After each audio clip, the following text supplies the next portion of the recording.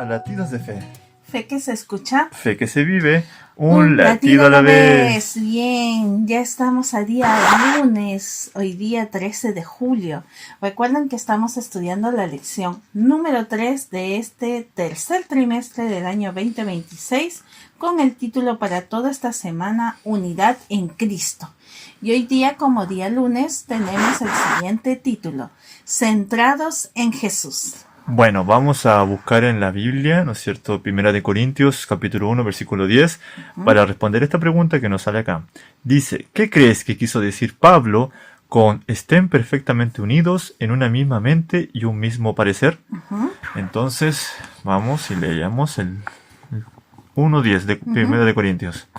Dice, les ruego, hermanos, por el nombre de nuestro Señor Jesucristo, que hablen todos una misma cosa y que no haya entre ustedes divisiones.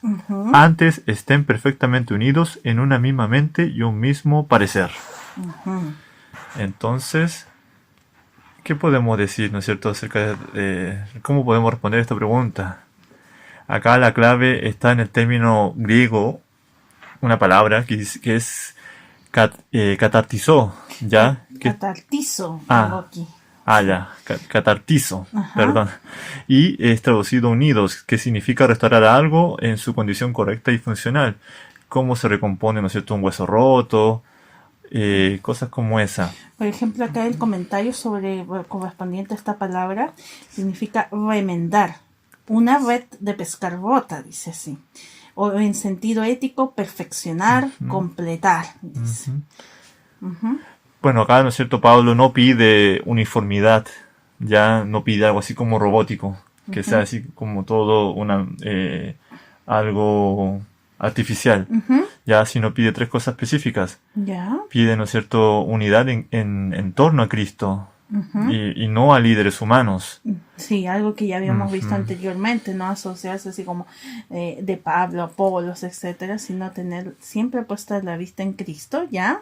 Sino la misma mente no es, ¿no es cierto?, un acuerdo en todo, sino tener toda la mente en Cristo como referencia central. También habla de la unidad en la diversidad, no uniformidad. ¿Eso qué quiere decir? Que ¿no es cierto?, la metáfora del cuerpo muestra que cada uno de ustedes es parte de él. Diferentes funciones, pero un solo cuerpo. Exactamente. Pablo aspira a esa unidad a pesar de la diversidad, no a eliminar las diferencias. Claro que sí, porque yo creo que todos somos parte del cuerpo y cada parte es importante. ¿Ya? Y bueno, como otro punto más es restauración de relaciones rotas, ¿cierto? Catartizo implica que algo está descompuesto y necesita ser reparado, que es lo que decíamos, remendar. Aquí nos sale en el tema de aquí del comentario bíblico.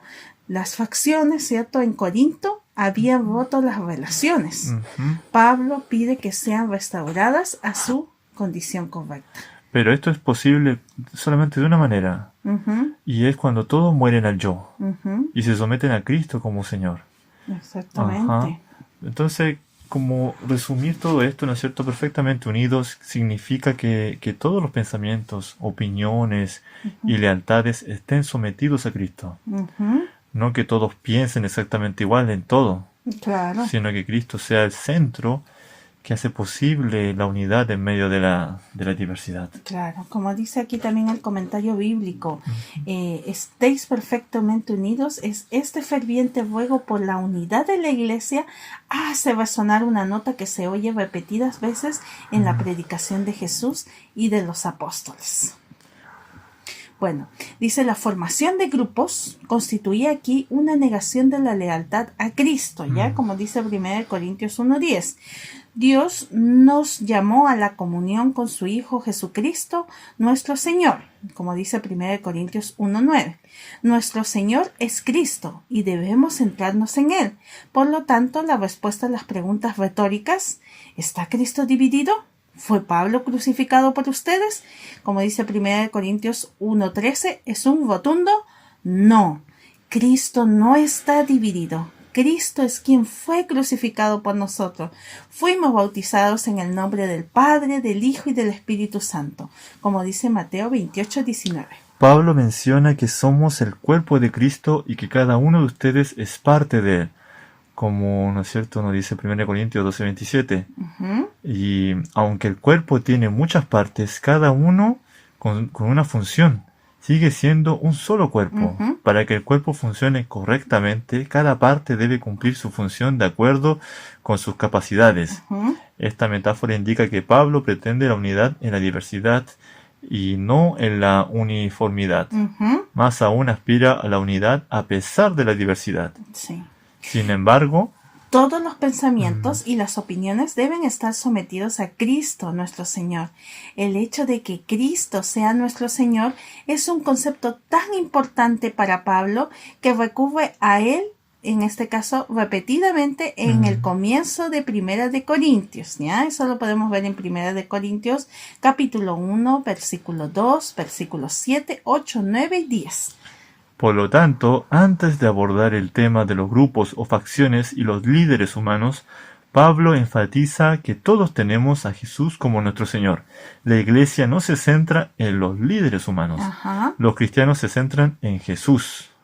El énfasis en el señorío de Jesús en los primeros versículos de Primera de Corintios nos ayuda a comprender lo que Pablo quiso decir con las palabras estén perfectamente unidos en una misma mente y un mismo parecer, como dice Primera de Corintios 1:10, que lo leímos. El término griego traducido como unidos proviene de este verbo catartizo, ¿ya? Que sugiere que algo debe ser restaurado a su condición adecuada. Cuando se forman camarillas en torno a líderes humanos, las relaciones dentro de la iglesia deben ser restauradas a su condición adecuada.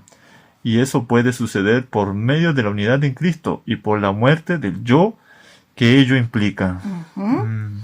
Entonces, bueno, vamos a ir a la última parte de esta lección, que, bueno, también nos salen algunas preguntas interesantes que ustedes también ojalá puedan dar respuesta. Dice, durante las últimas décadas, la Iglesia Adventista del Séptimo Día ha enfatizado en algunas partes del mundo el estudio de la Biblia en grupos pequeños, ¿cierto? ¿Cuál es la diferencia entre los grupos cerrados y los grupos pequeños? Después viene una siguiente pregunta. ¿Cómo podemos tener cuidado de que los grupos pequeños no se conviertan en grupos cerrados? Bueno, hay diferencias que se nos viene a la mente cuando pensamos en grupos pequeños, que es algo abierto, ¿no es cierto? Cualquiera puede unirse. Claro, y cuando pensamos en grupos cerrados, obviamente son exclusivos, ¿ya? Solo algunos son bienvenidos. También cuando pensamos en grupos pequeños, pensamos que está centrado no en alguien, está centrado en Cristo. Y cuando son grupos cerrados, están centrados en una persona, en un líder, en una ideología. También, ¿no es cierto?, que los grupos pequeños están orientados hacia afuera, buscan alcanzar a otros. Claro. En cambio, en los grupos cerrados están orientados hacia adentro, ¿ya? El protegerse, el autoprotegerse, el cuidarse, pero solamente de una manera ahí individual. Los grupos pequeños están, ¿no es cierto?, bueno, más que están para eso, el grupo pequeño fortalece la iglesia.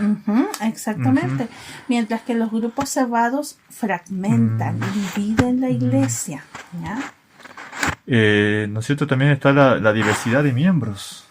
Exactamente. En cambio, en los grupos cerrados, bueno, vemos a una homogeneidad, ¿ya? Pero por afinidad. Por afinidad no va a estar esto unido. Los grupos pequeños, ¿no es cierto?, también no funcionan, no son así como autónomos, ¿ya? Ellos rinden cuenta a la iglesia. Bueno, entonces, en este caso, ¿cierto? Los grupos cerrados, hay una lealtad al grupo, muchas veces por encima de la iglesia. Y también ya por último podemos también, ¿no es cierto?, pensar en los grupos pequeños que son temporales y flexibles. Sí, exactamente. Mientras que los grupos cerrados son permanentes y rígidos. ¿Cómo podemos prevenir que ese grupo pequeño se cierre es primero, ¿no es cierto?, teniendo un propósito claro y abierto. Desde el inicio, definir que el grupo existe para crecer y multiplicarse, no para mantenerse exclusivo. Exactamente, esa es la finalidad, ¿ya?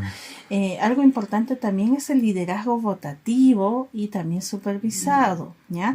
¿Qué significa? Evitar que una sola persona sea la figura central, ¿ya?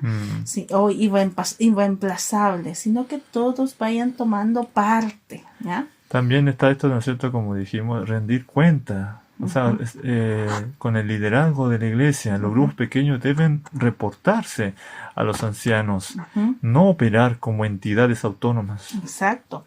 Y otro punto también es el criterio de membresía, solo la fe en Cristo. O sea, no es solo el hecho de que yo me lleve bien con una persona, esta afinidad como social, o el nivel económico, por ejemplo, o la edad, ¿ya?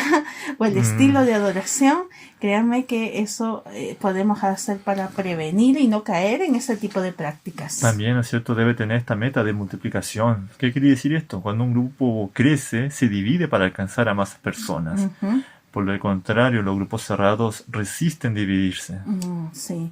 Y bueno, también la oración. ¿Ya? La oración por personas fuera del grupo, mantener esta visión siempre misionera, porque recuerden que nosotros no solamente aguardamos la venida de Cristo, sino que estamos ocupados en la misión.